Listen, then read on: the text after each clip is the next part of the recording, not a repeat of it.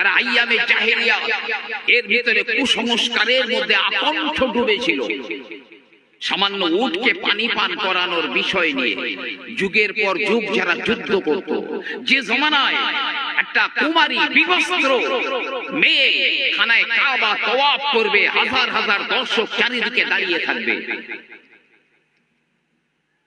সেই যুগের মানুষেরা যখন ঈমান নিয়ে আসলো, আল্লাহকে আর রাসূলের উপর ঈমান আনলো, তাদের ঈমানের পাওয়ার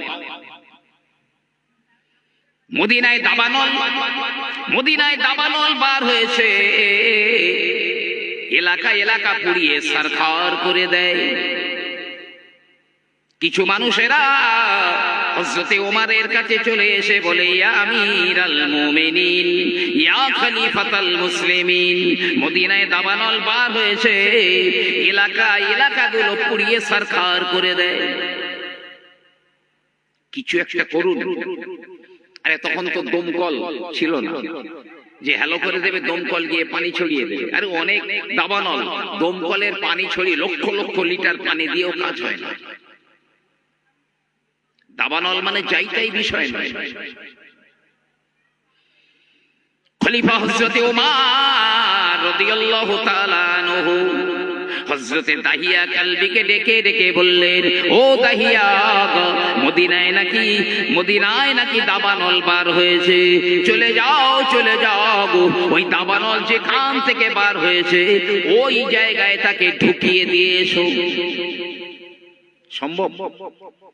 এই আগুন কি মানুষের কথা শোনে নাকি? তাও বা যে জ্যান্ত মেয়েকে কবর দিয়েছে, একটা নয় একাধিক মেয়েকে।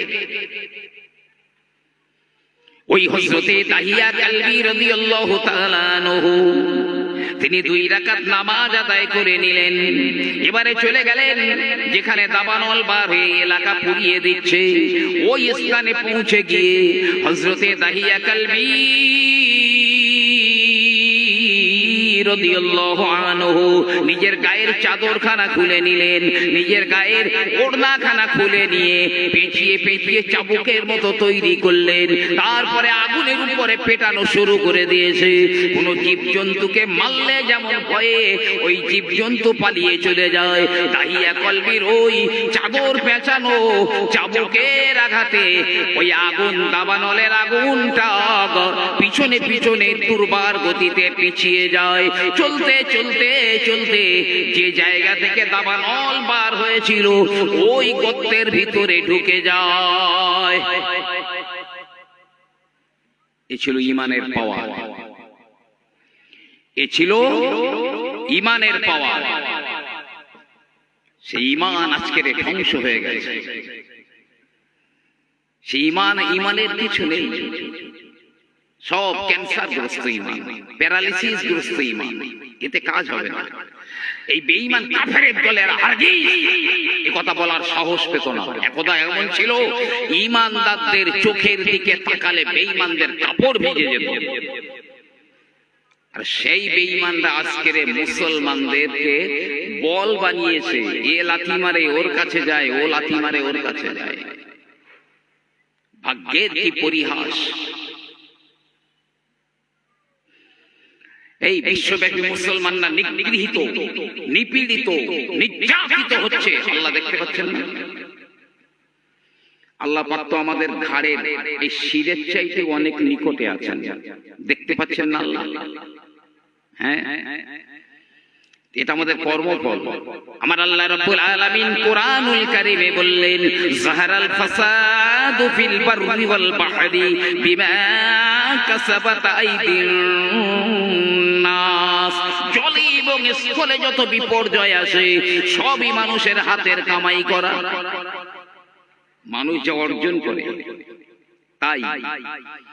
এই কেন জালেম সরকার আমাদের ঘাড়ের উপরে চেপে বসেছে জানেন? কারণটা কি? প্রিয় নবী সাল্লাল্লাহু আলাইহি ওয়াসাল্লাম বললেন, ইসলাম তা'মুরুনা বিল মা'রুফি ওয়া লা তানহাউনা তানহাউনা আনিল মুনকার লা ইউসাল্লিতান্না আলাইকুম সুলতানান সালিমা। যখন তোমরা সৎ কাজের আদেশ করবে না, অসৎ কাজের নিষেধ যখন করবে না, তখন আমার আল্লাহ পাক তোমাদের উপরে জালেম শাসক অত্যাচারী বাদশাকে লিলিয়ে দেবেন। মানুষ যেমন কুকুর লিলিয়ে দেয়, এমনি করে কাফেরদের তোমাদের উপরে আমার আল্লাহ পাক লিলিয়ে দেবেন। এমনিতেই শুধু এই পাদরামির কারণে আজ মডেল বানিয়েছি আমরা কোন খেলার প্লেয়ারকে, মডেল বানিয়েছি কোন নায়ককে, কোন নায়িকাকে, কোন ড্যান্সার, তাদের যে তোমার ঘরের দিকে ফিরে একবার প্রস্রাব করে না, একবার প্রস্রাব করে দেয় না, অথচ তোমার বাম স্তনের দু আঙুল নিচের চোখটা যদি খোলা থাকে, মদিনার সবুজ গম্বুজের নিচে তাকিয়ে দেখো, আমার প্রিয় নবী আজ এই উম্মতের জন্য এখনো কাঁদছেন, এখনো কাঁদছেন। অত সেই উম্মত এত নিমক হারাম, এত বিশ্বাসঘাতক, সেই নবীকে মডেল বানাতে পারিনি। আগুন ইমানদারদের কথা শুনে যা বলবে তাই। আপনার বাড়ির উনানে আগুন জ্বলছে, আপনি আমাকে ধরেই বলছি, আমি যদি আমার বাড়ির উনানে আগুন জ্বলছে, আমি যদি ওই চাদর পেঁচিয়ে নয়, যদি ঝ্যাঁটা নিয়ে বলি এই বন্ধ হ বন্ধ হ, বন্ধ হবে? ও ঝ্যাঁটা শুদ্ধ পুড়িয়ে দেবে। সেই ঈমানের পাওয়ার তৈরি করতে হবে। কিভাবে করতে হবে আমি বলবো ইনশাআল্লাহ সময় থাকলে। মিশরের নীল নদ শুকিয়ে গিয়েছে, তখন মিশরের গভর্নর হলো হযরতে আমর ইবনুল আস রাদিয়াল্লাহু তাআলা আনহু। মিশরে বড় দুর্ভিক্ষ দেখা গিয়েছে, কারণ মিশরের নীল নদটা শুকিয়ে গিয়েছে। আর মিশরের চাষবাসের উৎসই নীল নদের পানি, সেই পানি শুকিয়ে গেছে, চাষবাস নেই, গোটা মিশর দুর্ভিক্ষের কবলে পড়ে গেছে, হাহাকার করছে। কিছু মানুষেরা খালি আপনার কিনা গভর্নর আমর ইবনুল আসের কাছে চলে এলো, হে হযরত আমর ইবনুল আস, মিশরে চাষবাস হয় না, নীল নদের পানিটা শুকিয়ে গিয়েছে। এর আগে এমন কয়েকবার হয়েছিল এই নীল নদে আমরা মিশরের সবচাইতে কুমারী সুন্দরী মেয়েকে ওই নীল নদে আমরা বলি দিয়েছিলাম, কোরবানি দিয়েছিলাম, তার কয়েকদিন পরে নীল নদ ভরে গিয়েছিল পানিতে। আপনি যদি বলেন তাহলে আমরা কোন সুন্দরী কুমারী মেয়েকে এই নীল নদে আমরা বলি দিয়ে দিই, কয়েকদিন পরে পানি ভরে যাবে, চাষবাস হবে, দুর্ভিক্ষ পালিয়ে যাবে। হযরতে আমর ইবনুল আস রাদিয়াল্লাহু তাআলা আনহু তিনি বললেন, না না, এটা তো কখনোই হতে পারে না, এটা তো শরীয়ত বিরোধী কাজ, এটা তো ইসলাম বিরোধী কাজ। তবে তোমরা একটুখানি অপেক্ষা করো, আমি খলিফা ওমরের কাছে চিঠি লিখি, খলিফা ওমর এই বিষয়ে কি বলতে চান। আমর ইবনুল আস চিঠি দিলেন, পরিস্থিতি সবকিছু বর্ণনা দিয়ে চিঠি পাঠালেন মদিনায় খলিফা ওমরের কাছে। ওমর চিঠির অপর পৃষ্ঠায় উত্তর লিখল, হে আমর ইবনুল আস, মিশরবাসীরা যা বলছে এটা শরীয়ত সম্মত নয়। কোন মেয়েকে নীল নদে বলি দেওয়া যাবে না, কোরবানি দেওয়া যাবে না, বরং আমি ওমর একটা চিঠি দিচ্ছি, আমার চিঠিটা ওই শুকনো নীল নদীতে ফেলে দিও। আচ্ছা ভাই, এই যেন কথাটা বেশ খানিকটা হাস্যকর না? ওমর চিঠি দেবে নীল নদকে, তা নদী চিঠি পড়তে পারবে? স্কুল, কলেজ, ইউনিভার্সিটি, মাদ্রাসায় কি পড়াশোনা করেছে? আরে সে তো মাটি, শুকনো খটখটে মাটি। চিঠি পৌঁছে গেল আমর ইবনুল আস রাদিয়াল্লাহু তাআলা আনহুর কাছে। হযরতে আমর ইবনুল আস মিশরবাসীদের বললেন, হে মিশরের মানুষেরা, খলিফা ওমর বলেছেন, তিনিও বলেছেন এটা শরীয়ত বিরোধী কাজ, বরং ওমর একটা চিঠি দিয়েছেন নীল নদের কাছে।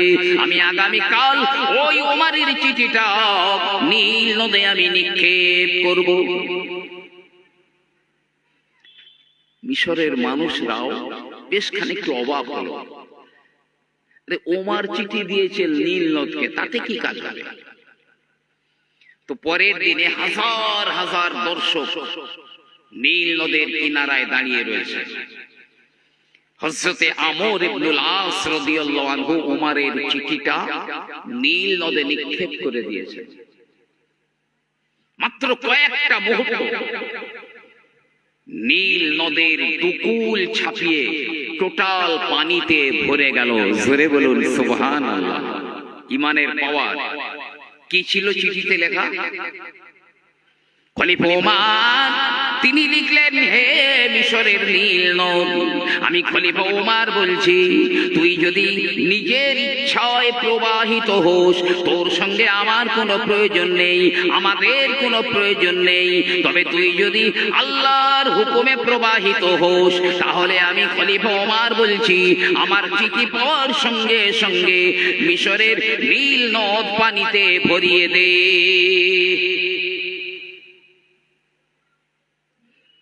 অন্য কিচ্ছু না, জাদু মন্ত্র তন্ত্র কিছু না, শুধু ইমানের পাওয়ার। যে ওমর নাঙ্গা তলোয়ার দিয়ে পার হয়েছিল আমার রাসূলুল্লাহকে হত্যা করার জন্য, সেই ওমর মায়ের পেট থেকে পড়ে ইমানদার মুসলমান না। আমরা তো মার পেট থেকে পড়েই আযান শুনেছি, ইমানদার মনে করি, তারপরেও কেন বেঈমানরা লাথি মারছে? জি, হারাম কাজগুলো মিষ্টি লাগছে।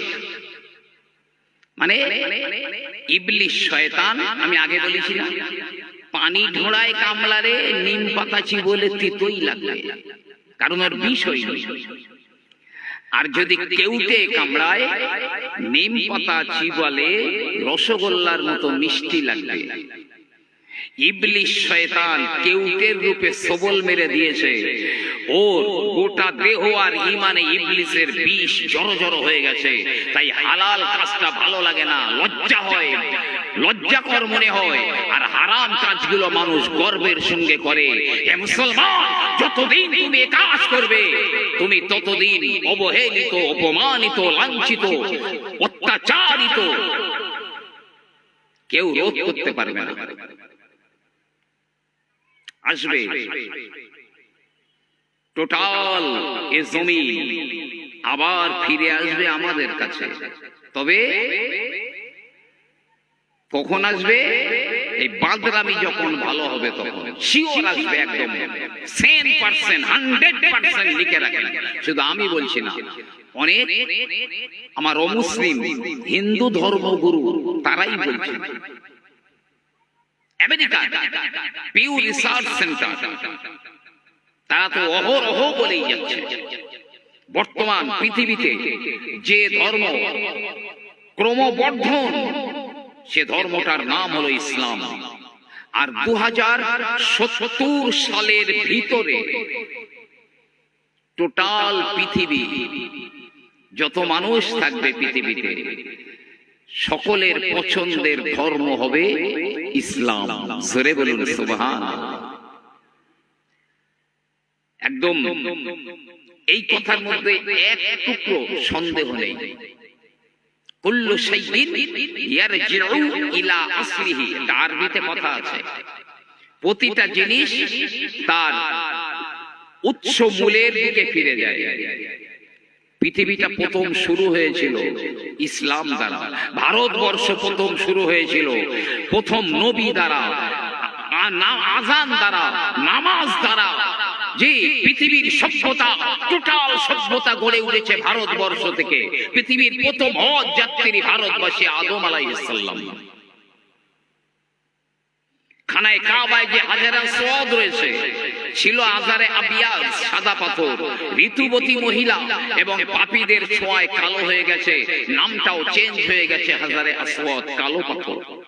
সেটাও আদম নবী প্রথম নিয়ে ভারতের জমিনে এসেছিলেন। উর্দু বইটার নাম বলছি আব না জাগে তো কব। নূহ আলাইহিস সালাম ভারতে এসেছিলেন সস্ত্রীক। পাঞ্জাবের বারাত শরীফে 12 জনা নবীর কবর আছে অনেকে বলেন, আবার কেউ কেউ বলেন নূহ আলাইহিস সালামের বেটারা, ছেলেরা, কিন্তু এই কথাটা নির্ভরযোগ্য নয়। যাই হোক, তো এই জমিন প্রথমে নবী নেমেছে, প্রথমে আযান হয়েছে, প্রথমে নামাজ হয়েছে, বস্ত্র বয়ন করা, চাষবাস করা, কর্মকারের কাজ, যাবতীয় সভ্যতা গড়ে উঠেছে ভারত থেকে।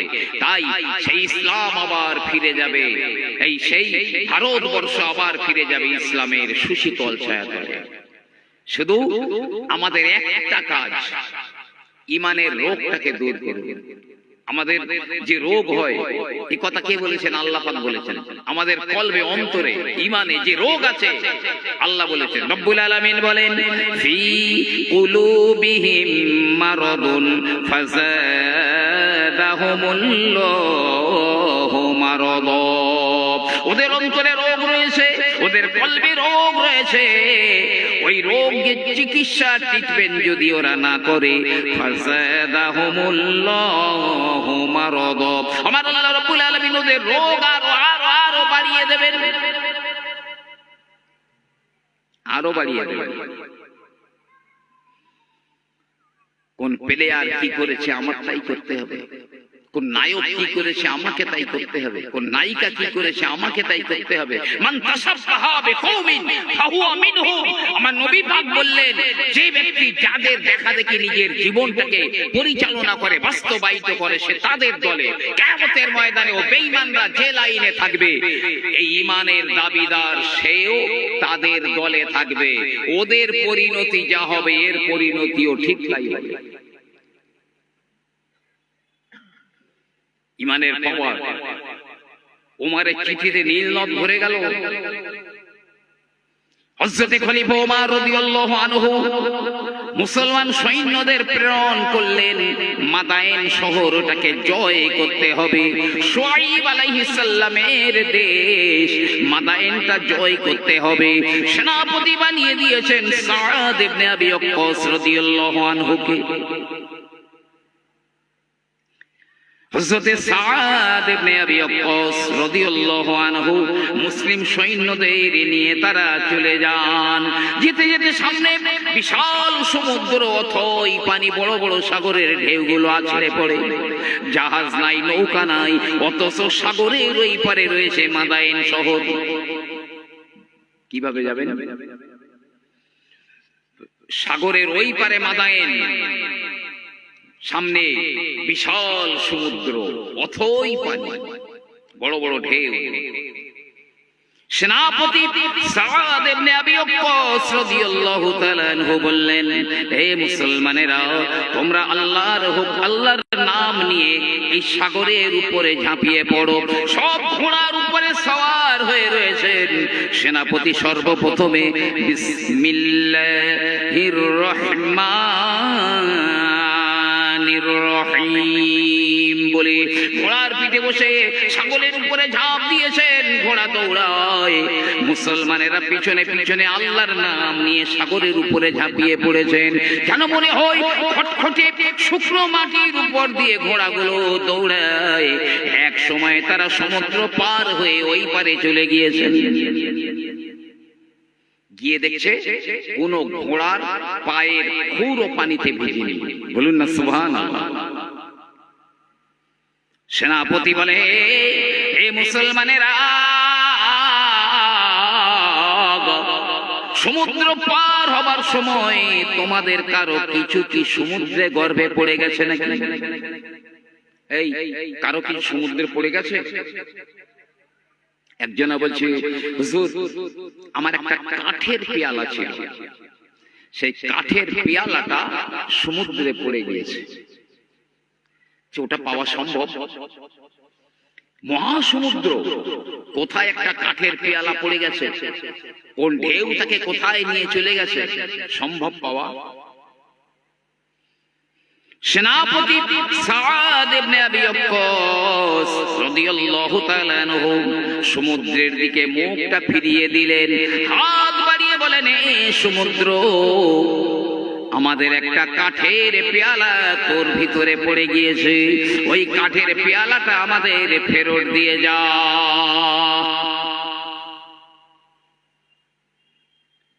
এবার সম্ভব? এখন তো চারিদিকে পীরের সয়লাব, জি আমি সমুদ্র নদীতে ফেলে দেবো একটা পেয়ালা, উনি উপরে দাঁড়িয়ে বলবেন, এই আমার পেয়ালাটা ফিরিয়ে দে, যদি হয় আমি তার দুপা বুকে জড়িয়ে ধরবো, সারা জীবন তার গোলামি করবো। হযরত সাদ ইবনে আবি ওয়াক্কাস রাদিয়াল্লাহু তাআলা আনহু যখন সমুদ্রকে নির্দেশ দিলেন, সঙ্গে সঙ্গে বিশাল বড় একটা ঢেউ কিনারায় আছড়ে পড়ল, আর ওই ঢেউয়ের ধাক্কায় একটা কাঠের পেয়ালা ছিটকে ডাঙায় উঠে যায়। জোরে জোরে বলুন না সুবহানাল্লাহ। পানি মানুষের ঈমানদারের কথা শুনে, শুকনো নদী ঈমানদারের কথা শুনে, আগুন ঈমানদারের কথা শুনে। ও মুসলমান, ওই দিনের ঈমানদার আর আজকের ঈমানদারদের সঙ্গে তুলনা করলে মনে হবে এই জমানায় যারা ঈমানের দাবি করে তাদেরকে ঈমানদার বলেই মনে হবে না। জি, এটা কলেমার পাওয়ার, লা ইলাহা ইল্লাল্লাহ মুহাম্মাদুর রাসূলুল্লাহ, তার পাওয়ার এটা।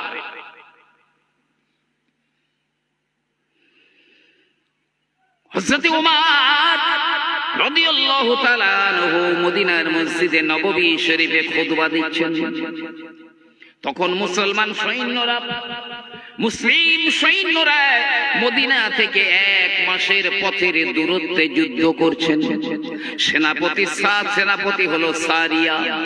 হঠাৎ ওমর রাদিয়াল্লাহু আনহু তিনি খুতবা দিতে দিতে বললেন, ইয়া সারিয়াতাল জাবাল, এই সারিয়া, পাহাড় পাহাড়, পাহাড়ের দিকে দেখো, পাহাড়ের দিকে দেখো, ধ্যান দাও। আরে মানুষরা তো হয়রান হয়ে গেল, কোথায় সারিয়া? মদিনা থেকে 1 মাসের পথ দূরত্বে সারিয়া যুদ্ধ করছেন, আর এই মসজিদে নববীর ভিতরে ওমর বলছে, ইয়া সারিয়াতাল জাবাল। মুসলিম সৈন্যরা বিজয় হয়ে মদিনায় ফিরে এলো। তো মুসলমানেরা বলছে, তোমরা কি এই 1 মাস আগে এই দিনে কোনো আওয়াজ শুনতে পেরেছিলে? বলল, হ্যাঁ শুনতে পেয়েছি। খলিফা ওমর আমাদের সেনাপতিকে নির্দেশ দিলেন, সারিয়া পাহাড়ের দিকে দেখো। আমরা পাহাড়ের দিকটা গিয়ে আমরা ধ্যান দিলাম, আল্লাহ পাক আমাদের বিজয় করে দিলেন, আমরা বিজয় পতাকা আমাদের হাতে আমার আল্লাহ পাক তুলে দেন। জোরে বলুন সুবহানাল্লাহ। যে ওমর নবীকে হত্যা করতে যাচ্ছিল, সে ওমরের ঈমান, এই ইথার, এই বাতাস ঈমানদারের কথা শুনে। তখন তো হ্যালো হ্যালো হয়নি, ইথারে পৌঁছে গিয়েছে কথা।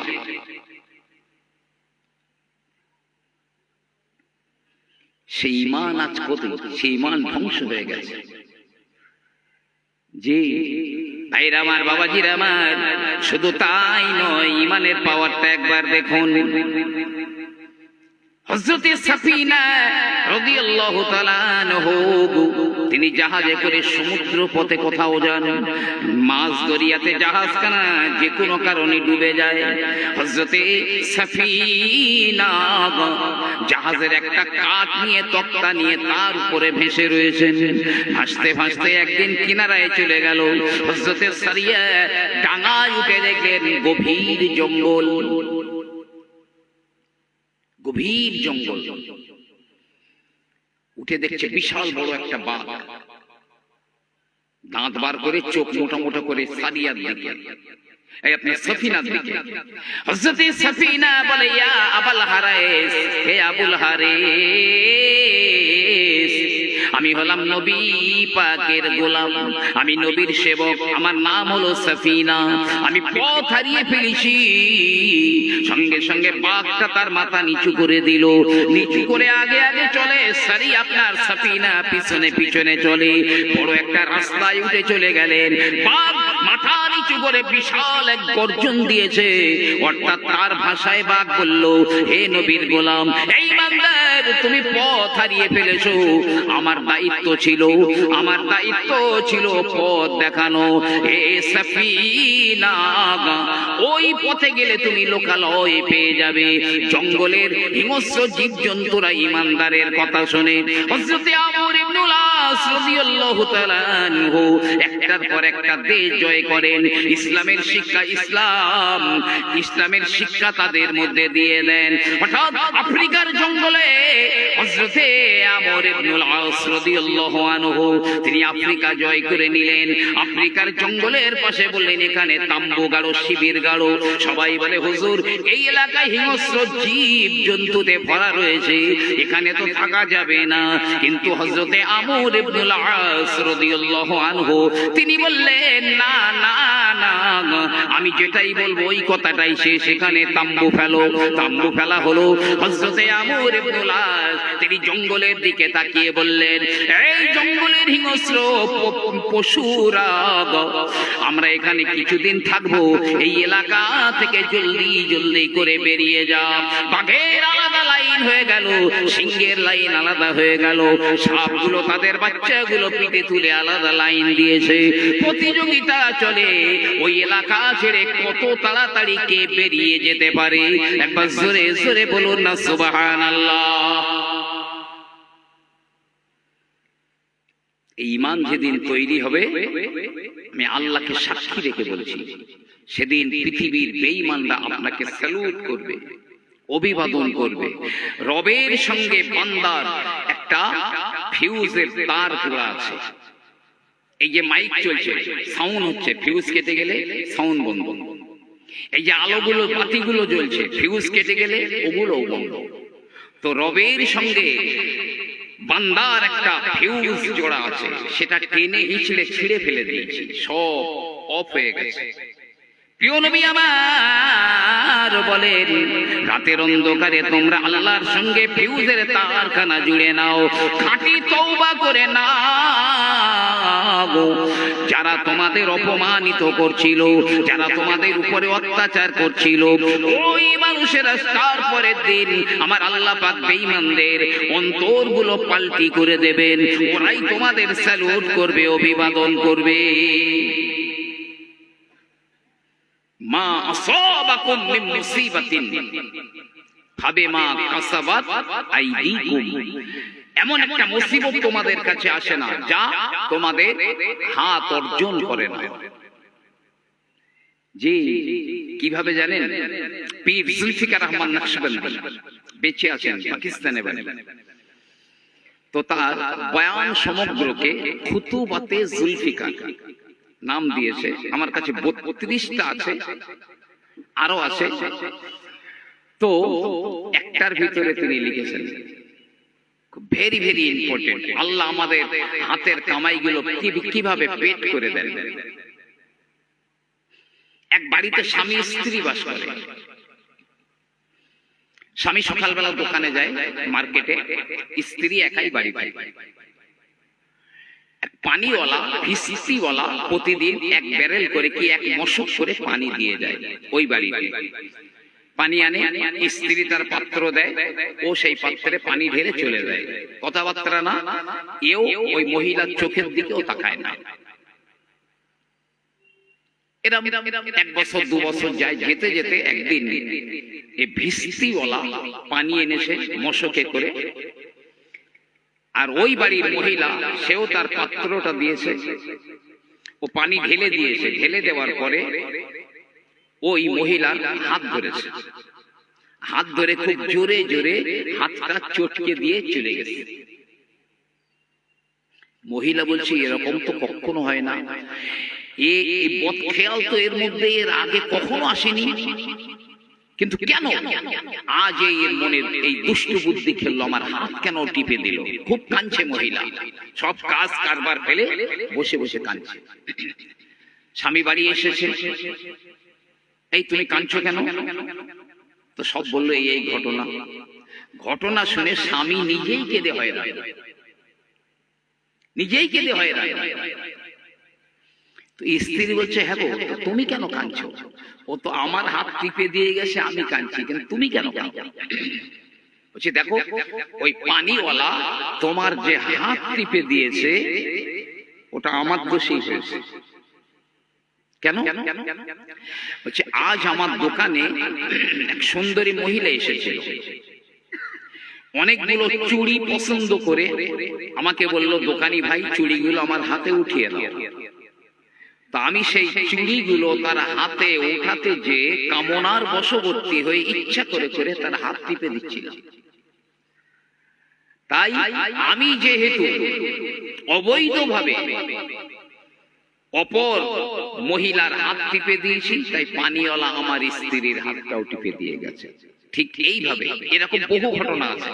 ঠিক এইভাবে আমার আল্লাহ পাক তার হাতের কামাইকে পেট করে দেন। জি ভাই আমার, বাবাজির আবার খাজা গরিবে নওয়াজ সুলতানুল হিন্দ মুঈনুদ্দিন চিশতি আজমিরি রাহমাতুল্লাহ আলাইহি, তিনি তার পীর হযরতে উসমান হারুনি রাহমাতুল্লাহ আলাইহির একটা কারামত তিনি বর্ণনা করেন। খাজা গরিবে নওয়াজ তিনি বলেন, আমার পীর হযরতে উসমান হারুনি হুজুর কোন এক মাজুসীদের এলাকায় গেলেন।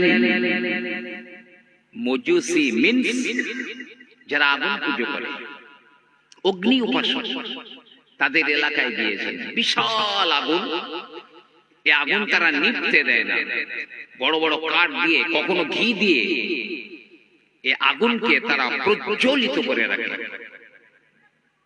খাজা উসমান হারুনি তিনি গিয়ে বললেন, এ ভাইরা তোমরা কেন আগুনকে পূজা করো? বলে আগুন শক্তির উৎস, তাই আমরা আগুনকে পূজা করি। বলছে তোমরা যে আগুনকে পুজো করো, আগুন বুঝতে পারে? বুঝতে পারে? আচ্ছা ঠিক আছে, তোমরা পুজো করো ভালো, তো আগুনের মধ্যে একবার হাত দাও তো।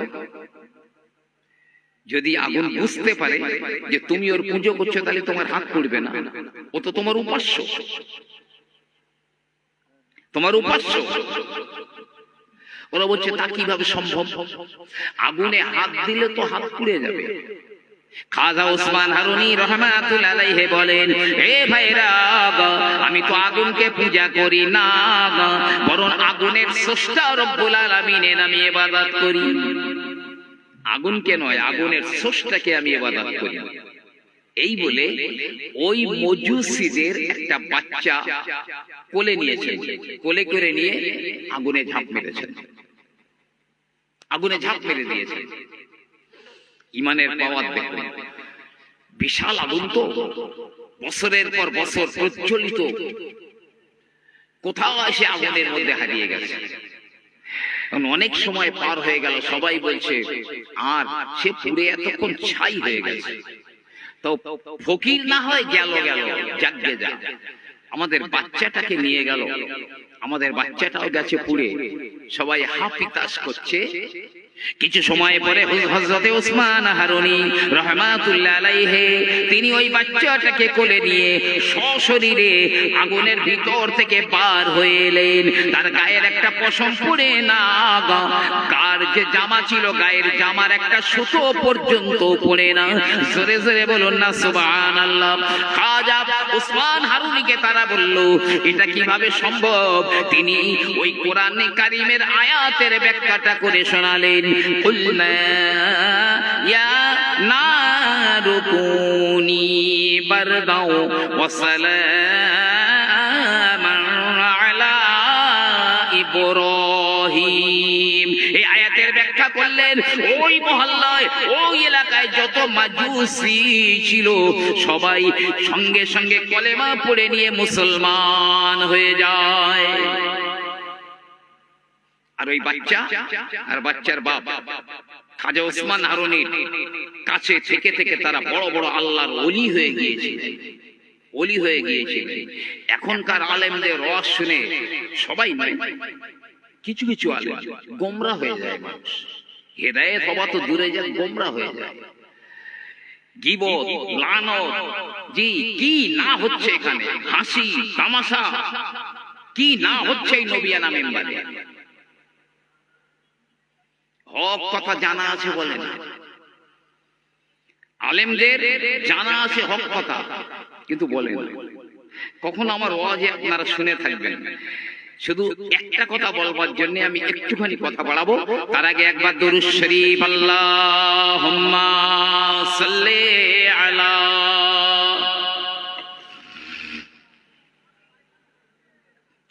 ওয়ালা আলি সাইয়্যিদিনা।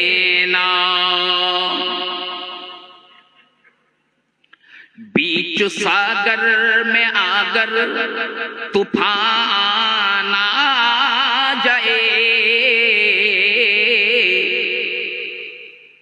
बीच सागर में आगर तूफान आ जाए, और दीन हक का सफीना जो मोहम्मद ने लाया सकता नहीं है सफीना मेरा, ओ मोहम्मद सफीने में मौजूद है। अल्लाहुम्मा सल्ली अला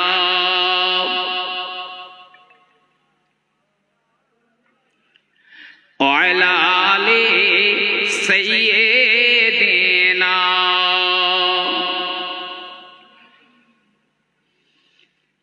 আমি কি বলবো বলছিলাম, মনে আছে আপনাদের? ওয়াজ আপনারা শুনছেন কিনা আমি দেখছি। আমি বলেছিলাম না এর আগে একটা কথা বলবো, বলতে পারবেন? যে একটা কথা বলবার জন্য আমি কথাটা বলবো বলেছিলাম। ওয়াজটা আপনারা শুনছেন, এই শোনেন। এক মসজিদে ইমাম সাহেব নামাজ পড়াচ্ছে, মুসল্লিরা নামাজ পড়তেছে। এক কথাটা সম্ভবত পীর জুলফিকার আহমদ নকশবন্দি তিনিই লিখেছেন, অথবা হযরত মাওলানা আশরাফ আলী থানভী সাহেব রহমাতুল্লাহ আলাইহি লিখেছেন। আর ইমাম 4 রাকাত নামাজের নিয়ত করেছে, মুসল্লিরা নামাজ পড়ছে, এক মসজিদ লোক। ইমাম সাহেব 3 রাকাতে বসে পড়েছে, মনে করছে 4 রাকাত হয়ে গেছে। 3 রাকাত হলো না 4 রাকাত, 3 না 4, তো বলছে না 4 রাকাত হয়ে গেছে। বসে সালাম ফিরিয়ে দিয়েছে। ফিরে বলছে ভাই, মুসল্লিদের বলছে ভাই ক রাকাত হয়েছে নামাজ? একটা মুসল্লি জবাব দিতে পারে না, এক মসজিদ লোক কেউ বলতে পারে না 3 রাকাত হয়েছে না 4 রাকাত হয়েছে। এই জন্যই নবী পাক বলেছেন এমন একটা জমানা আসবে মসজিদ ভর্তি লোক নামাজ পড়বে, তা একটা ঈমানদার পাওয়া যাবে না, একটা ঈমানদার পাওয়া যাবে না। মানে এক বুড়ো মানুষ, সে বুড়ো লোক বলছে হুজুর একদম শিওর 3 রাকাত হয়েছে, শিওর 3 রাকাত হয়েছে। ইমাম সাহেব বলছে যাজ্ঞে যে অন্তত একটা লোকের মন তো নামাজে ছিল, এক মসজিদ লোকের মধ্যে একটা মানুষের মন তো ছিল নামাজে, আলহামদুলিল্লাহ। বলতে বাবাজি তুমি এত শিওর হয়ে কিভাবে বলছো 3 রাকাত হয়েছে? বলছে হুজুর ব্যাপারটা অন্য কিছু না, আমার ছেলে 4টে সব ব্যবসা বাণিজ্য করে, তা আপনি যখন প্রথম রাকাত করেছেন আমি প্রথম ছেলের হিসাব করে নিয়েছি, এই হয়েছে এই হয়েছে। দ্বিতীয় রাকাতের দ্বিতীয় ছেলের হিসাব করে নিয়েছি, তৃতীয় রাকাতের 3 নম্বর ছেলের হিসাব করে নিয়েছি। আর প্রতিদিন তাই হয়। আজকের চতুর্থ নম্বরে মানে চতুর্থ নম্বর ছেলের হিসাব করে নেই, আজকের এ পর্যন্ত 3টে ছেলের হিসাব হয়েছে, একটার হয়নি। তার মানে নির্ঘাত 3 রাকাত হয়েছে। বলেন তো কটা লোকের মন ছিল নামাজে? একটাও না। যতটুকু এক গাদা ওয়াজ শুনতে হয় না, অল্প ওয়াজেই কাজ হয়ে যায়, অল্প ওয়াজে। যাক, কথাটা বলছি, আলেমরা হক কথা জানা থাকার পরেও বলে না। আল্লাহর নবী আল্লাহর হাবিবের দরবারে জিবরিল আমিন আলাইহিস সালাম চলে এলেন। আল্লাহর নবী বললেন, ও জিবরাইল, আমি নবী যেদিন ইন্তেকাল হয়ে যাব তারপরে কোনদিন কি তুমি আর দুনিয়াতে আসবে? জিবরিল আমিন আলাইহিস সালাম বললেন, ইয়া রাসূলুল্লাহ, ইয়া হাবিবাল্লাহ, আপনার ইন্তেকাল হয়ে যাবার পরে আমি আরো 10 বার দুনিয়াতে আসব, তবে এমনি এমনি আসবো না, প্রতিবারে একটা করে জিনিস আমি তুলে নিয়ে যাব। 10 নাম্বারটা যেদিন তুলে নিয়ে যাব ওই দিনেই কিয়ামত শুরু হবে।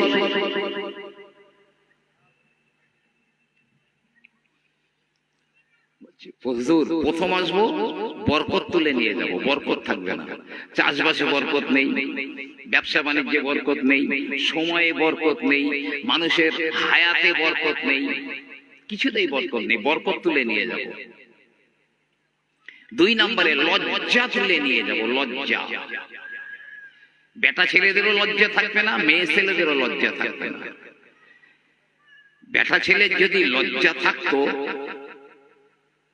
তাহলে উরদ ছেঁড়া প্যান্ট পরে উরদ বার করে বেড়াতে পারতো না, আর 3 বন্ধু কাঁধে কাঁধ মিলিয়ে জমাত করে প্রস্রাব করতে পারতো না রাস্তার ধারে। আর মেয়ে ছেলের যদি লজ্জা থাকতো 12 হাত কাপড় পরেও বেহায়াপনা মনে হতো না, যে জিন্সের গেঞ্জি, স্কিন টাচ জিন্সের প্যান্ট আর স্কিন টাচ গেঞ্জি পরে নির্লজ্জ বেহায়ার মতন ঘুরে বেড়াতে পারতো না। লজ্জা তুলে নিয়ে যাব, লজ্জাও থাকবে না। 3 নম্বরে, ইয়া রাসূলুল্লাহ, ইয়া হাবিবাল্লাহ, আমি হক বিচার তুলে নিয়ে যাব। মানুষের কাছে হক বিচার থাকবে না, বিচারের নামে বাদরামি শুরু করে দেওয়া হবে, বিচার থাকবে না।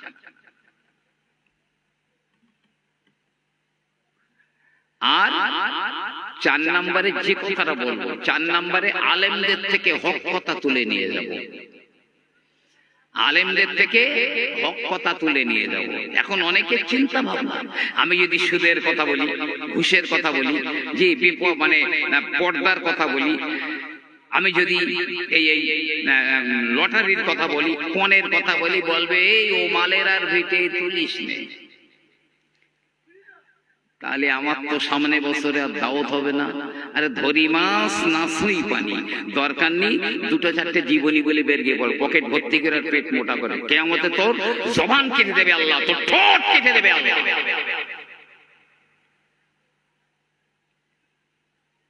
জি, নবী আমার বললেন, মান রাআ মিনকুম মুনকারান ফালিয়ুগাইয়িরহু বিয়াদিহি, কেউ যদি কোনো শরীয়ত বিরোধী কাজ হতে দেখে সে যেন তার হাত দিয়ে বাধা দেয়। ফাইন লাম তাসতাতি ফাবিলিসানিহি, যদি হাত দিয়ে বাধা দেওয়ার ক্ষমতা না থাকে সে যেন তার জবান দিয়ে বাধা দেয়।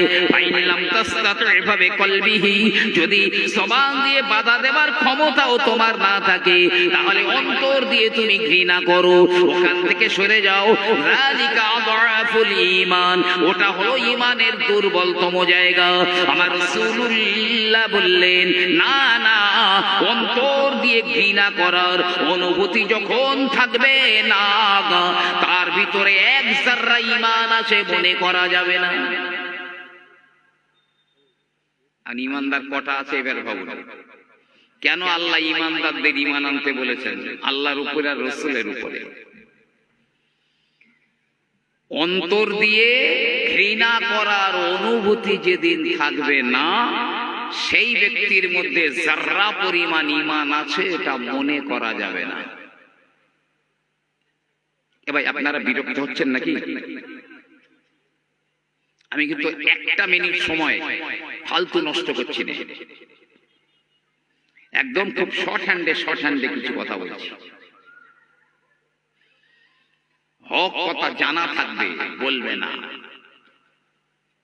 এখন আপনি ঈমানের পাওয়ার তৈরি করবেন কিভাবে? আর সাহাবারা ঈমানের পাওয়ার তৈরি করেছিলেন কিভাবে? আমি কিছু নিদর্শন বলি। আল্লাহর নবী আল্লাহর হাবিব বলেন, মান আহাব্বা লিল্লাহি ওয়া আবগদ লিল্লাহি ওয়া আতা লিল্লাহি ওয়া মানা লিল্লাহি ফাকাদ ইসতাকমালাল ঈমান। যে আল্লাহর জন্য কাউকে ভালোবাসে, ভালোবাসতে হলে আল্লাহর জন্য, এই আল্লাহর জন্য ভালোবাসলে লাভটা কি হবে জানেন? কিয়ামতের দিনে অবস্থাটা কিরকম হবে? সূর্য এখন পৃথিবী থেকে 9,30,00,000 মাইল দূরে রয়েছে। 9,30,00,000 মাইল দূরে। সূর্যের যে মূল উত্তাপ, আলো, গরমি, তার 2000 কোটি ভাগের 1 ভাগ পৃথিবীতে পড়ে। বৈশাখ জ্যৈষ্ঠ মাসে কিরকম গরম হয়, কিরকম রোদ পড়ে। সরকারি স্কুল ছুটি দেয় 1 সপ্তাহ 10 দিন স্কুল ছুটি, প্রচন্ড রৌদ্র পড়ছে। আরে সে তো 9,30,00,000 মাইল থেকে 2000 কোটি ভাগের 1 ভাগ পড়ছে। এই সূর্য যদি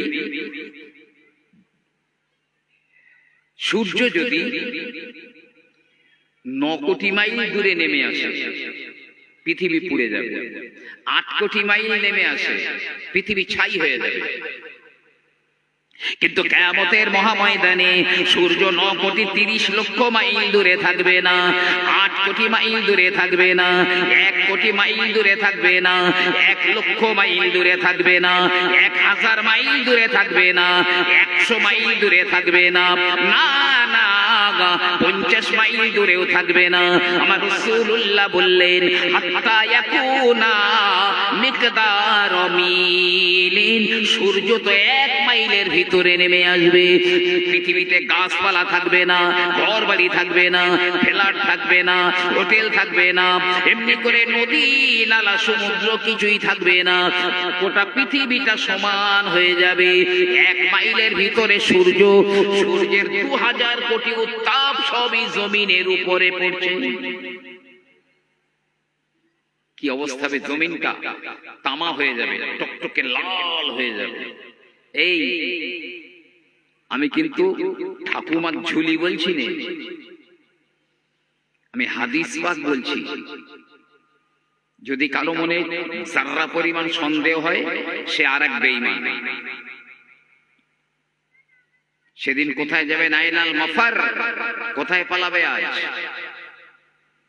ঘর নেই, বাড়ি নেই, গাছপালা নেই, কিচ্ছু নেই, পৃথিবীটা পুরো সমতল।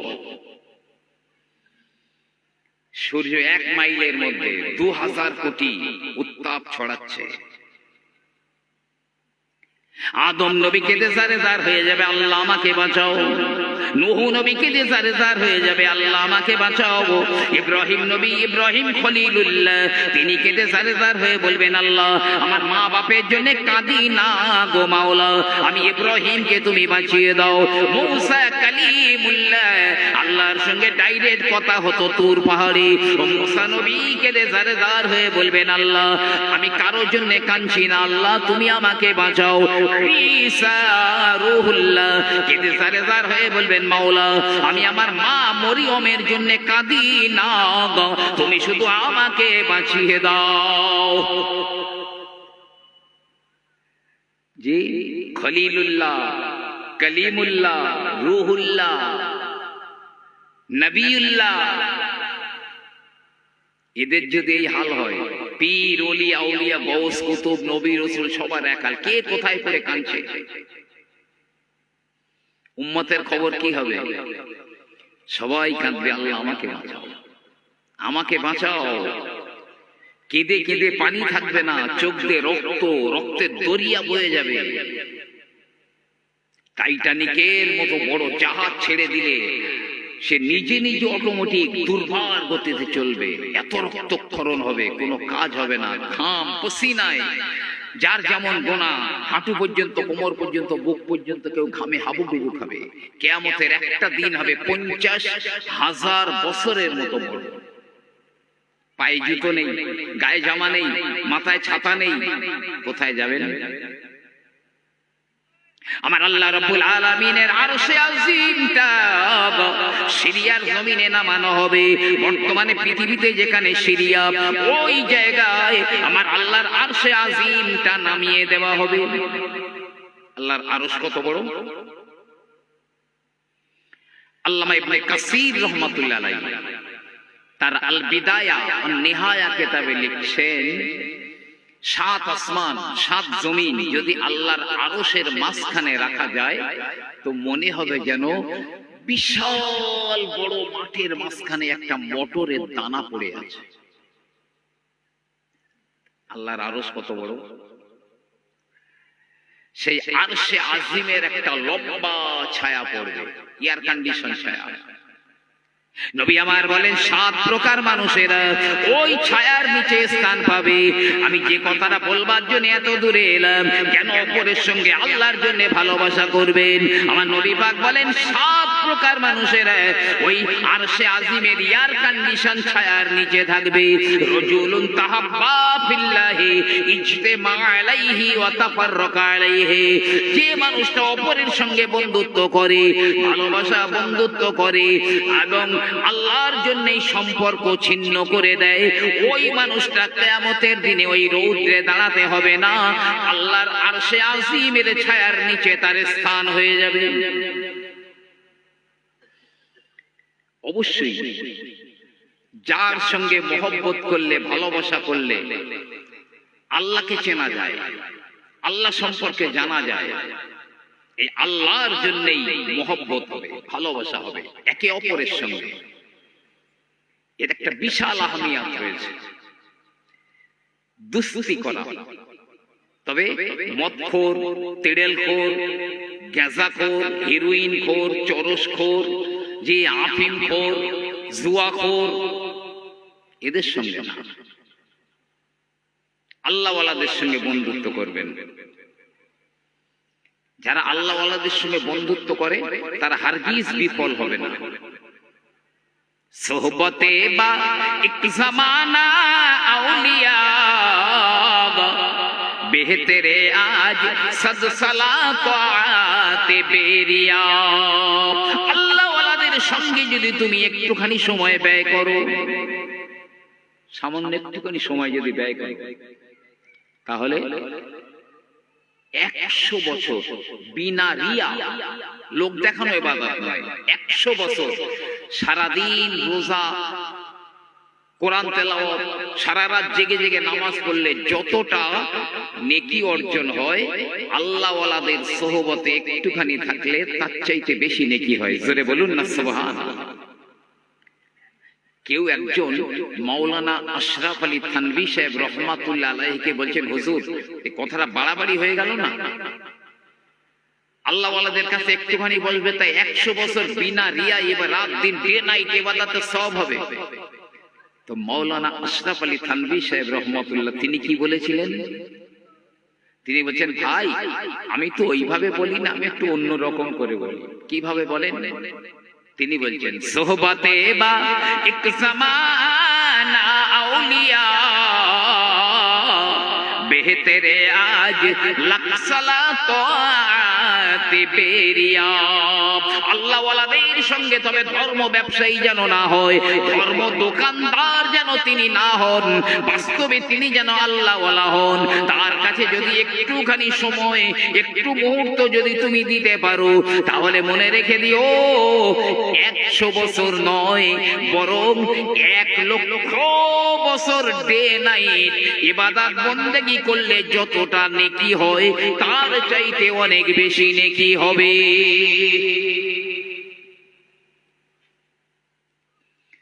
মান আহাব্বা লিল্লাহ, আল্লাহর জন্য যারা অন্যকে ভালোবাসে। এই আমি যদি আতর নাও মাখি, তো আতরওয়ালার পাশে যদি বসে থাকি, আমার গোটা দেহ আতরের মতো সুগন্ধ হয়ে যাবে। আবার যদি আমি পায়খানা না মাখি, পায়খানা চেম্বারের পাশে যদি বসে থাকি, সমস্ত দেহ পায়খানার মতো গন্ধ হয়ে যাবে। সোহবতে তলে তোরা তলে কোনা, সোহবতে সলে তোরা সলে কোনা। আল্লাহওয়ালাদের পাশে বসলে আল্লাহওয়ালা হওয়া যায়, আর খারাপদের কাছে বসলে সেও খারাপ হয়ে যায়। মান আহাব্বা লিল্লাহ, আল্লাহর জন্য মহব্বত করবেন। লাভ কি হবে জানেন? এই আমি যারা ধর্ম ব্যবসায়ীদের কথা বলছি না, ধর্ম দোকানদারদের কথাও বলছি না, প্রকৃত আল্লাহওয়ালা যারা, তাদের দরবারের মাটিটাও যদি আপনি সম্মান করেন, তাও কপাল খুলে যাবে, তাও কপাল খুলে যাবে। সুলতান মাহমুদ গজনবী ইন্তেকাল হয়ে গেলেন। কয়েকদিন পরে একজন ব্যক্তি সুলতান মাহমুদ গজনবীকে স্বপ্ন দেখে। সুলতান মাহমুদ গজনবী তিনি আল্লাহর জান্নাতের মধ্যে বিচরণ করছেন। লোকটা বলে, হে সুলতান মাহমুদ, তুমি না বাদশা ছিলে, কিন্তু এত তাড়াতাড়ি হিসাব মিটিয়ে তুমি কেমন করে আল্লাহর জান্নাতে চলে এলে? সুলতান মাহমুদ বলছেন, হ্যাঁ হ্যাঁ হ্যাঁ, ঠিক বলেছো, রাজা বাদশাদের হিসাব তো বড় কঠিন, চুলচেরা হিসাব, কিন্তু আমার আল্লাহ পাক আমাকে ক্ষমা করে দিয়েছেন। কোন আমলের জন্য? বলছি, আমি এক সময়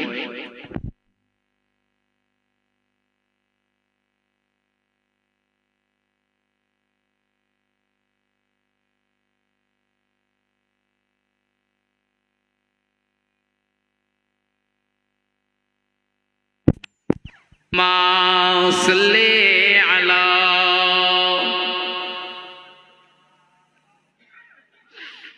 ওয়ালা আলি সাইয়্যিদ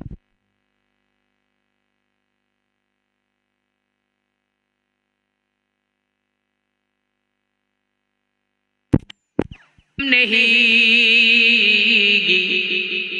ये बाहर तोहफा का मुझको कोई गम नहीं, मुझको मल्ला का कोई जरूरत नहीं। मेरे किश्ती का हाफिज खुद है खुदा,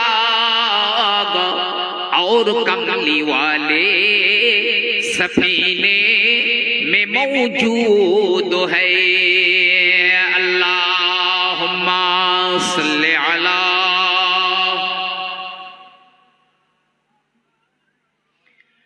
अला आले सय्यिदिना। সুলতান মাহমুদ গজনবী বলছে, আমি একদা আল্লাহর ওলি আবুল হাসান খারকানি রহমাতুল্লাহ তার দরবারে গিয়েছিলাম। গিয়ে দেখলাম দরবার ভেঙে গেছে, আর দরবারের খাদেমরা চ্যাটা বা বিছানা ছাড়ছে, ধুলোয় দরবার অন্ধকার। সুলতান মাহমুদ গজনবী বলছেন, আমি চিন্তা করলাম এ ধুলো তো সাধারণ ধুলো নয়, এ তো অনন্য, আল্লাহ ওয়ালাদের পোশাকের ধুলো, আল্লাহ ওয়ালাদের পায়ের ধুলো, এ ধুলো তো অনন্য। তাই আমি সেই ধুলোর ভিতরে ঢুকে গেলাম, মুখে হাত এরকম করছিলাম, নাকে হাত দেইনি। ওই আল্লাহ ওয়ালাদের পোশাকের ধুলো যাতে আমার চেহারায় লাগে, বরকতের জন্য আমি মুখে হাত ঘষছিলাম। আমি মারা যাবার পরে আমার আল্লাহ পাক বললেন, এই সুলতান মাহমুদ রে, তুই আমার ওলির দরবারের মাটিকে সম্মান করেছিস, ওই উসিলায় আমি আল্লাহ তোকে মাফ করে দিলাম। আল্লাহ ওয়ালাদের সঙ্গে কেন ভালো? ঈমান যদি মনে করেন আমার ঈমান ঠিক হয়ে যাবে, তাহলে হাদিস মনে আছে, আমি প্রথম বলেছিলাম মান আহাব্বা লিল্লাহ, আল্লাহর জন্য মহব্বত করতে হবে। এক সময় পীর জুলফিকার রহমান নকশবন্দি লিখছেন, এক সময় জুনায়েদ বাগদাদি রহমাতুল্লাহ আলাইহি যাচ্ছিলেন, রাস্তায় কিছু লোক ছিল, তা লোকেরা বলছে, এই আল্লাহর ওলি আসছে, জুনায়েদ বাগদাদি আসছে। আরো একটা কিতাবে আছে, উর্দু বই, আহলে দিল কে তড়পা দেনে ওয়ালে ওয়াকিয়াত, মুফতি নামুল হক সাহেব কাসিমির লেখা উর্দু বই। এই সাইটে আল্লাহর ওলি জুনায়েদ বাগদাদি আসছে। আর ওই দলে একটা লোক ছিল, সে জীবনে জোনায়েদ বগদাদিকে দেখেনি, চিনতেন না। তা লোকেরা যখন বলা বলি করছে জোনায়েদ বগদাদি আসছে, তো উনি বললেন যাক আলহামদুলিল্লাহ, আজকের অন্তত এই আল্লাহর একজন ওলি জোনায়েদ বগদাদির সঙ্গে দেখাটা হয়ে যাবে। তো জোনায়েদ বগদাদি যাচ্ছেন, আর ওই ব্যক্তি খুব রহমতের নজরে জোনায়েদ বগদাদির দিকে তাকিয়ে আছেন। না, ইনি আল্লাহর ওলি, ইনি আল্লাহর বড় মাহবুব। ব্যাপারটা ওখানে মিটে গেল। ওই লোকটা মারা যাবার কিছুদিন পরে একজন স্বপ্ন দেখে বলল, ভাই আল্লাহ আপনার সঙ্গে কেমন ব্যবহার করেছেন? বলছে আমার আল্লাহ পাক আমাকে ক্ষমা করে দিয়েছেন। কোন আমলের কারণে? তিনি বলছেন আমি এক আল্লাহর ওলি জোনায়েদ বগদাদির দিকে রহমতের নজরে তাকিয়ে থাকার জন্য আমার আল্লাহ পাক আমাকে ক্ষমা করে দিয়েছেন। জোরে বলুন না সুবহানাল্লাহ।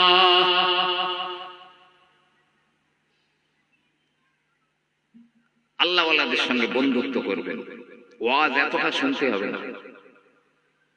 আমি একদম পুরো মেন রোগের জায়গায় হাত দিচ্ছি।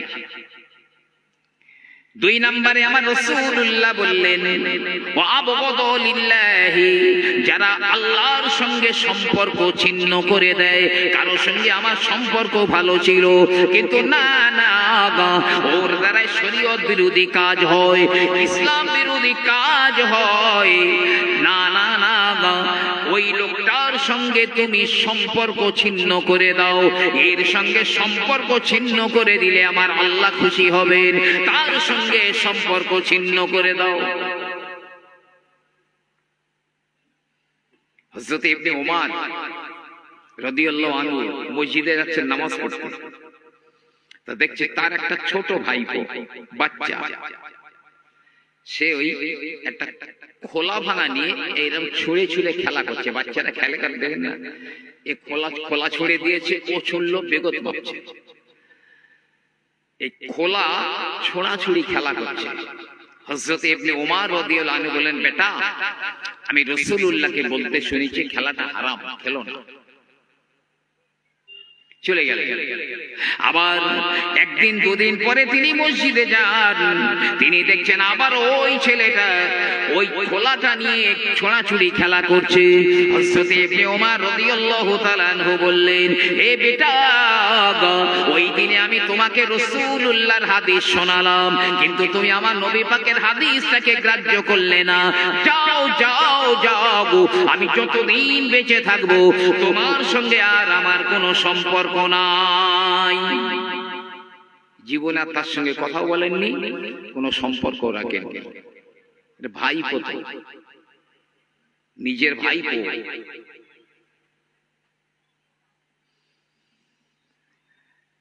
একবার হযরতে আবু বকর সিদ্দিকের পিতা আবু বকর সিদ্দিককে বলছে,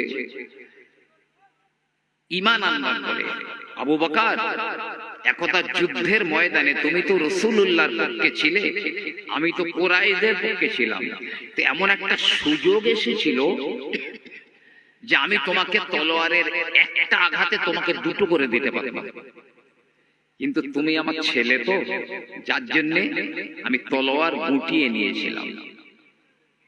হযরতে আবু বকর সিদ্দিক রাদিয়াল্লাহু তাআলা আনহু বললেন, আব্বা আমি আল্লাহর কসম করে বলি, ওই যুদ্ধের ময়দানে যদি আমি আপনাকে আমার তলোয়ারের আওতায় পেতাম, তাহলে নিঃসন্দেহে আমি এক কোপে আলাদা করে দিতাম। কারণ সেদিন ছিলেন আপনি না হকে, আমি ছিলাম হকের উপরে। হোক সে বাপ, কি হয়েছে? সম্পর্ক ছিন্ন করো আল্লাহর জন্য। 3 নম্বরে আমার রাসূলুল্লাহ ঈমানটা মজবুত করার জন্য, ঈমানটা পরিপূর্ণ করার জন্য আমার রাসূলুল্লাহ বললেন, ওয়া আ'তা লিল্লাহি, আল্লাহর জন্য যারা দান সদকা করে, আল্লাহর জন্য যারা দান সদকা করে তারা। একদা মদিনায় প্রচন্ড দুর্ভিক্ষ দেখা গিয়েছে, জানেন, খুব দুর্ভিক্ষ দেখা গিয়েছে। হযরত আবু বকর সিদ্দিক রাদিয়াল্লাহু আনহু তখন খলিফা। তো হযরতে উসমান গনি রাদিয়াল্লাহু আনহু 1000 উটের উপরে খাদ্যশস্য বোঝাই করে মদিনায় চলে এসেছে। মদিনায় প্রচন্ড দুর্ভিক্ষ। উসমান গনির 1000 উট বোঝাই খাদ্যশস্য এসে, তো পাইকারি খরিদ্দাররা ঘিরে ধরেছে। উসমান, মালগুলো আমাকে দাও, 1 টাকায় 1 টাকা লাভ দেব। কিছু হবে না। কেউ বলছে আমি 1 টাকার মালে 2 টাকা লাভ দেবো, আমাকে দিয়ে দেন। বলছে না না, হবে না। 3 টাকা হবে না। কেউ বলছে 1 টাকার মালে আমি 4 টাকা লাভ দিচ্ছি, হবে না। একজন বলছে আমি 1 টাকার মালে 5 টাকা লাভ দেব, বলছে হবে না, আমার 1 টাকার মালে 10 টাকা লাভ দেবার খরিদ্দার রয়েছে, আমার মাল একজনা কিনবে, 1 টাকায় 10 টাকা লাভ দেবে, 10 টাকা লাভ দেবে। সবাই ভাবছে আরে মদিনার খুব সবচাইতে বড় বড় পাইকার আমরাই, এছাড়া আর কেউ নেই। কে এমন আছে যে 1 টাকার মালে 10 টাকা লাভ দেবে, সে মাল বিক্রি করবে কিভাবে? তো সবাই বলছে ওসমান, তাহলে আর পারলাম না, যে আপনার 1 টাকার মালে 10 টাকা লাভ দেবে তাকে দিয়ে দেন।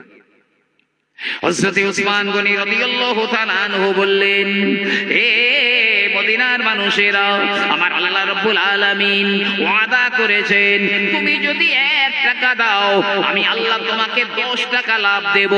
তাই আমার 1000 উটের উপরে বোঝাই খাদ্যশস্য আমি আল্লাহর জন্য মদিনার মানুষদের দান করে দিলাম। খলিফা হযরত আবু বকর সিদ্দিক রাদিয়াল্লাহু আনহুকে ডেকে বললেন, ইয়া আমিরাল মুমিনিন, আপনি এই মালগুলো মদিনাবাসীদের জন্য আপনি সব বিলি বন্টন করে দিন। হযরত আবু বকর রাদিয়াল্লাহু তাআলা আনহু সব মালগুলো মদিনার মানুষদের বন্টন করে দিলেন, আর তাতেই মদিনার দুর্ভিক্ষ বিদায় হয়ে গেল।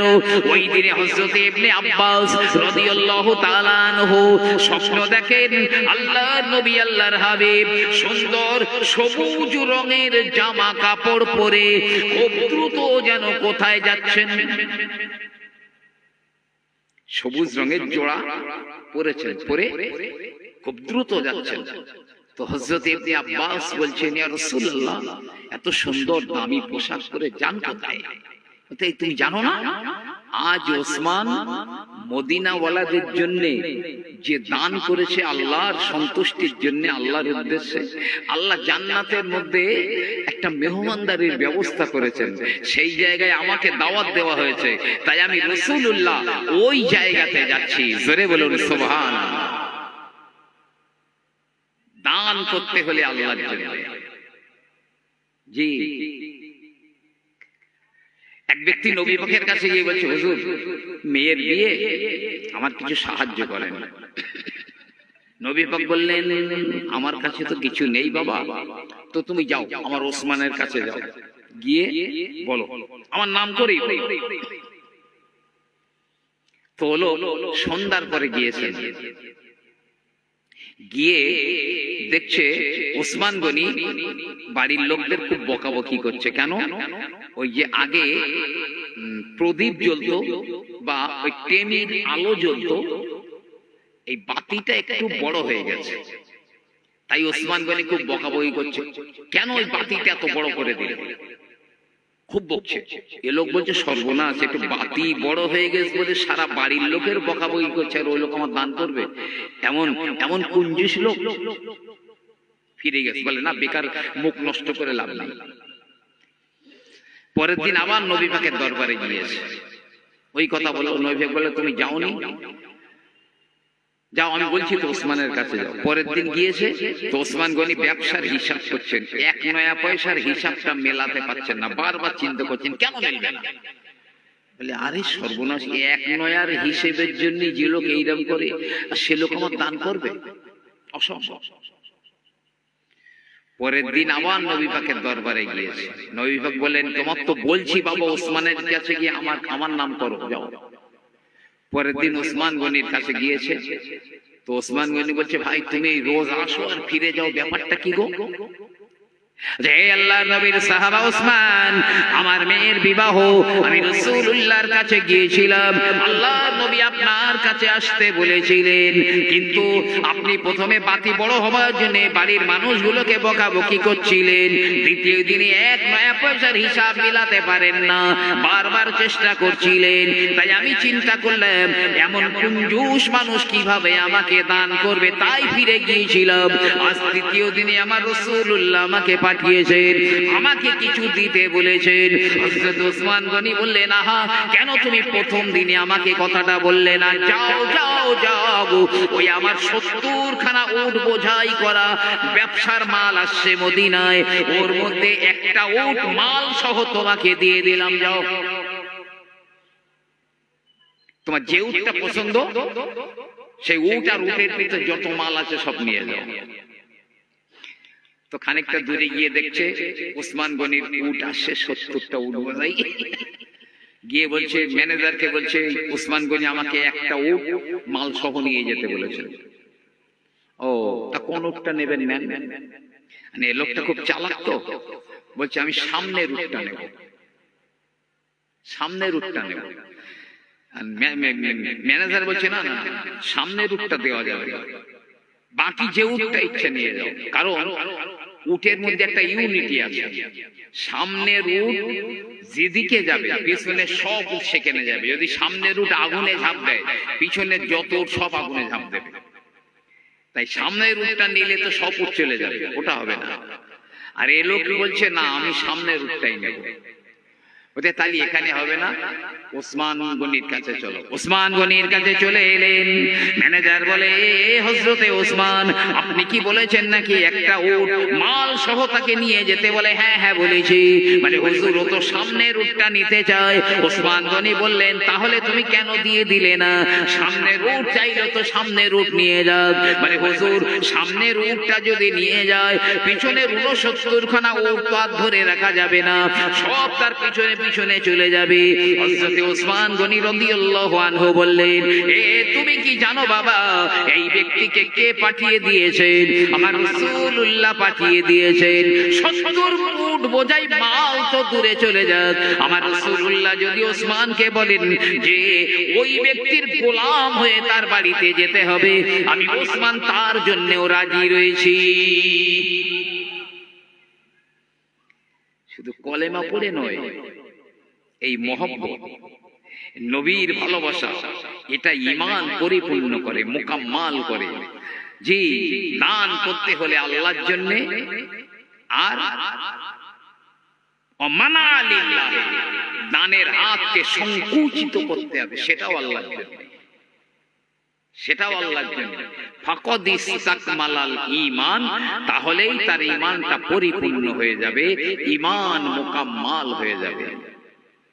নবীর জন্য ভালোবাসি কজন? এই দেখেন না, ছোট বাচ্চা, ছোট বাচ্চা আবু তালহা, নাম হচ্ছে আবু তালহা, আল্লাহর নবীর দরবারে হাজির হয়ে গেলেন। আমার রাসূলুল্লাহর পদচুম্বন করেন, আমার নবী পাকের গায়ে হাত বুলিয়ে দেন, কখনো বা আল্লাহর নবীকে জড়িয়ে ধরে আদর করে, আর বলে, ইয়া রাসূলুল্লাহ, আমি আপনাকে বড় ভালোবাসি, হুজুর কোনো কাজ থাকলে আপনি আমাকে এখনই বলে দিন, আপনার কাজটা আমি করে দিই। নবী বলছে, না না, এখন কোনো কাজ নেই, তুমি বসো, আর আমি বিশ্বাস করি তুমি আমাকে ভালোবাসো। কিন্তু বাচ্চাটা বারবার বলছে, হুজুর আপনার কোনো কাজ থাকলে বলুন, আমি করে দিই। যখন বারে বারে বলছে, নবী পাক বললেন, একটু পরীক্ষা করে দেখি ও আমার মহব্বত করে কতটা, ভালোবাসে কতটা। তো বলছে, বাবা কাজ একটা আছে আমার, করতে পারবে? তাহলে হুজুর বলে দেখেন, এক্ষুনি গিয়ে তোমার মার গর্দানটা কেটে আনো। আর সেই জমানার ছেলে মেয়েরা নিজের জীবনের পরিবর্তে হলেও মা বাপের জীবন রক্ষা করত। আর নবী বলছে, তোমার মার গর্দান কেটে আনো।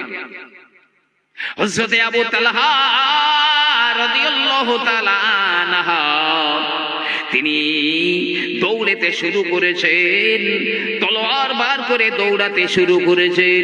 আমার নবী পাক বললেন, থামাও থামাও ওকে থামাও। কেউ গিয়ে আবু তালহাকে ধরে নিয়ে এলো। নবী পাক বলেন, এ আবু তালহা, আমি হলাম আল্লাহর নবী, আল্লাহর রাসূল। আমি অন্যায়ভাবে কাউকে হত্যা করার কথা বলতে পারি না। আমি শুধু তোমাকে পরীক্ষা করছিলাম তুমি নবীকে কতটা ভালোবাসো।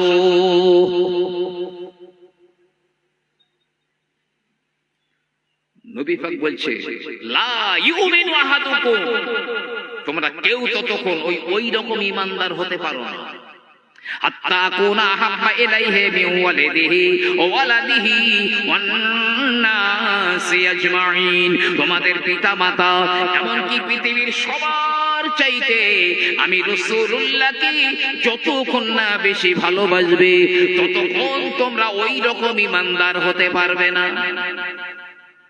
ওই রকম করে দেখেন, ওই সাহাবাদের ঈমানের যে পাওয়ার তৈরি হয়েছিল আপনার মধ্যে সেই পাওয়ার তৈরি হয়ে যাবে, কোনো সন্দেহ নেই।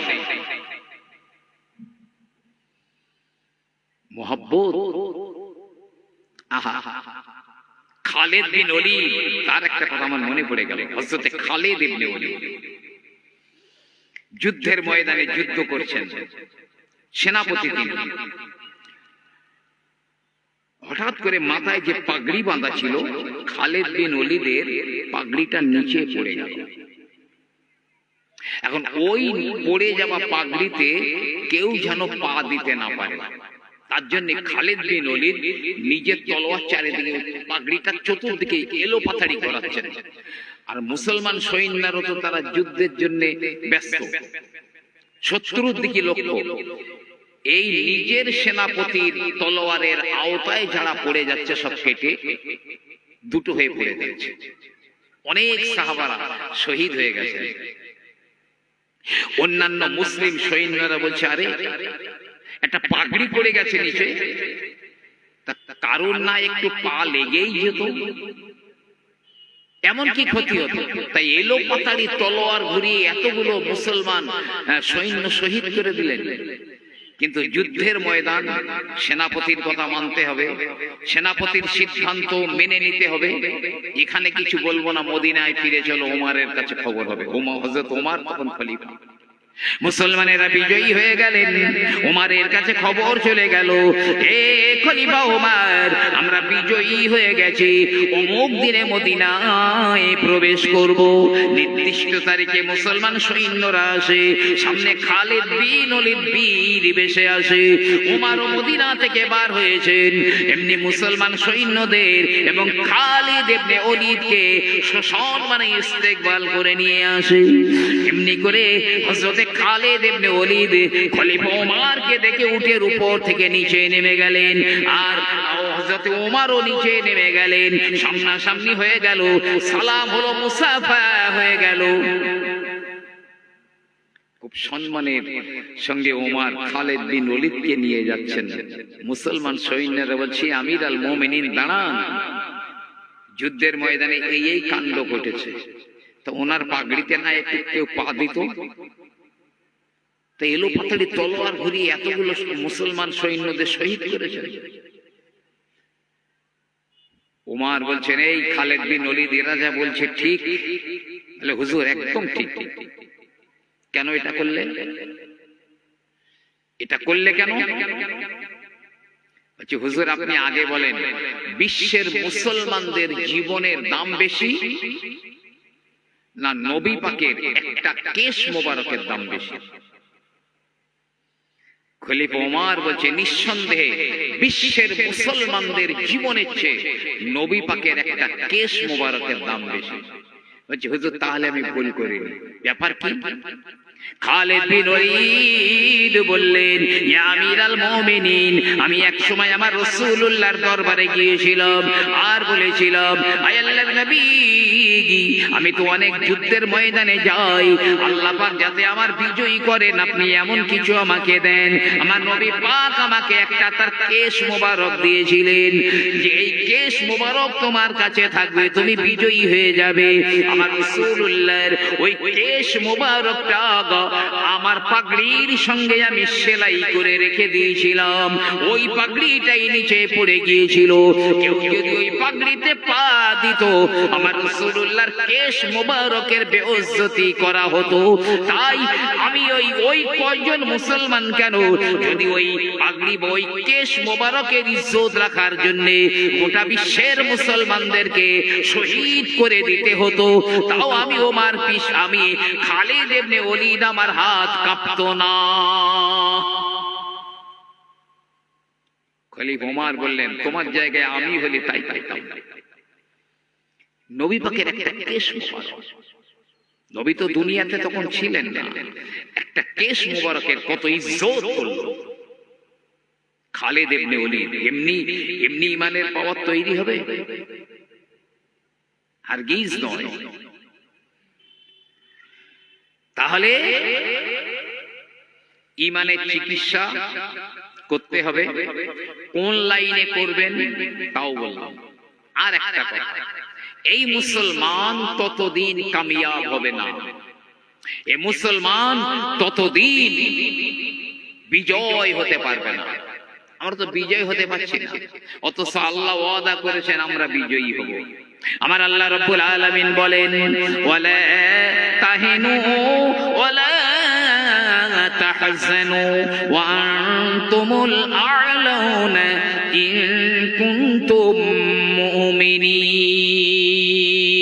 তোমরা ভয় করো না, চিন্তা করো না, টেনশন করো না, তোমরাই তো বিজয়ী হবে, তবে শর্ত হলো যদি তোমরা ঈমানদার হও।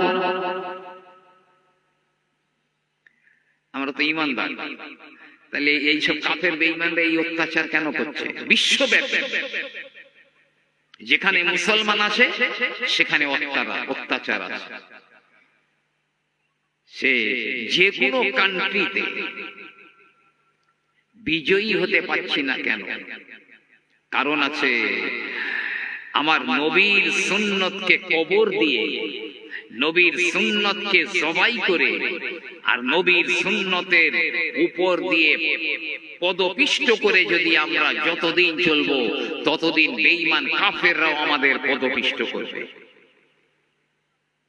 পদপিষ্ট করবে। মুসলমানরা যুদ্ধ করছে, প্রচন্ড যুদ্ধ হচ্ছে,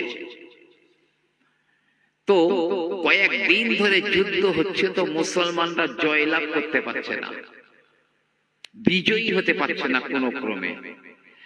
তো সব সাহাবায়ে কেরামেরা চিন্তা করছেন ব্যাপারটা কি, আমরা কেন জয়লাভ করতে পারছি না? অথচ আল্লাহ বলেছেন, ওয়া আনতুমুল আ'লাউনা, তোমরাই বিজয়ী হবে, ইন কুনতুম মুমিনিন, যদি তোমরা ঈমানদার হও। আমরা তো নবীর সাহাবা, তো কেন বিজয় আসছে না? সবাই চিন্তা করলো, করতে করতে বলছে, ও হয়েছে, আজ কদিন নবীর একটা সুন্নতকে আমরা ছেড়ে দিয়েছি, আজ কদিন হলো আমার নবী পাকের একটা সুন্নতকে আমরা ছেড়ে দিয়েছি, যার কারণে বিজয় আসছে না। কি সুন্নত? সবাই চিন্তা করে বলল, হ্যাঁ, নবী পাকের সব সুন্নত গুলো আমরা আদায় করেছি বটে, তবে এই যুদ্ধের ময়দানে, এই যুদ্ধের দামামাতে কয়েকদিন হয়ে গেল আল্লাহর নবীর একটা সুন্নত আমরা আদায় করতে পারি না। সেটা হলো কি জানেন? মিসওয়াক করা হচ্ছে না। মিসওয়াক, দাঁত মাজা গাছের ডাল দিয়ে। আমরা তো ব্রাশ মাজি। আমেরিকার ডেন্টাল সার্জন যারা, তারা বলছে একটা নতুন ব্রাশ ওয়ান টাইম, মাত্র একবার ইউজ করা যায়, সেকেন্ড টাইম দাঁতের জন্য উপযোগী নয়। তো কয়েকদিন হয়ে গেল আমরা এই মিসওয়াক করছি না। আমার ভাইয়েরা, সব সাহাবায়ে কেরামেরা মিলে যুদ্ধের ময়দানে তলোয়ার ফেলে দিলেন, যুদ্ধ অস্ত্র ফেলে দিলেন, গাছের ডাল ভেঙে মেসওয়াক করা শুরু করে দিলেন। বেঈমান কাফেররা দেখলো গো, ওই তো মুসলমানেরা বলছে ওই দেখ সর্বনাশ হয়ে গেছে, মুসলমানেরা তাতে ধার দিচ্ছে, মনে হয় চিবিয়ে খেয়ে ফেলে দেবে। কাফের আর বেঈমানের দলের তারা যুদ্ধের ময়দান ছেড়ে পালিয়ে চলে যায়। না না, নবী পাকের একটা সুন্নতকে জিন্দা করার জন্য বিনা যুদ্ধে আমার আল্লাহ পাক মুসলমানদের হাতে বিজয় পতাকা তুলে দিয়েছেন। জোরে জোরে বলুন সুবহানাল্লাহ। আজ নবীর সুন্নত জবাই করে নবীর ভালোবাসা বিসর্জন দিয়ে বেঈমান কাফেরদের লাথি খাচ্ছি, লাথি আর ঝাঁটা লাথি খাচ্ছি। এই ঈমান যতদিন মুকাম্মাল পরিপূর্ণ না হবে ততদিন জেনে রাখো মুসলমান, তুমি লাথি খেতে থাকবে, সব তোমার হাতে। মাশাআল্লাহ, আমার বক্তব্য শেষ। আমাদের এলাকায় আমি তো দেখছি একদম নতুন, আমি বলছিলাম ফেসবুকে খুব দেখি, তো ফেস টু ফেস আজকে দেখা হলো। হযরত মাওলানা ইয়াসিন সাহেব তিনি এসেছেন।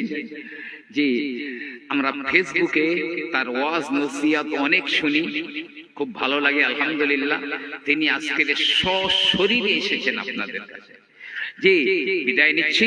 আসসালামু আলাইকুম। দুরূদ শরীফ। আল্লাহুম্মা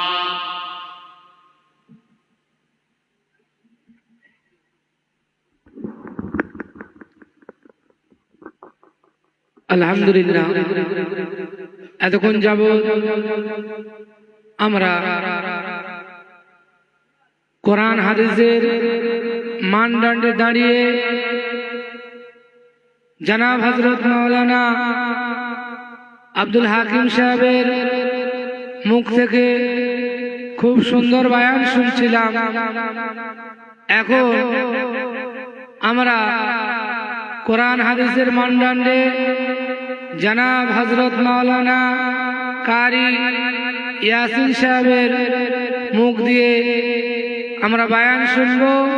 সুদূর বর্ধমান থেকে আগত যে সমস্ত ভাই ও বাবাজিরা আমার এলান তথা কথা কর্ণপাত করছেন, প্রত্যেকের কাছে আমার একান্ত অনুরোধ, আমরা এত টাকা খরচ করে এই যে জলসা মাহফিল তৈরি করেছি, যদি শ্রোতা না থাকে তাহলে এই মাহফিলের কোনো দাম নেই।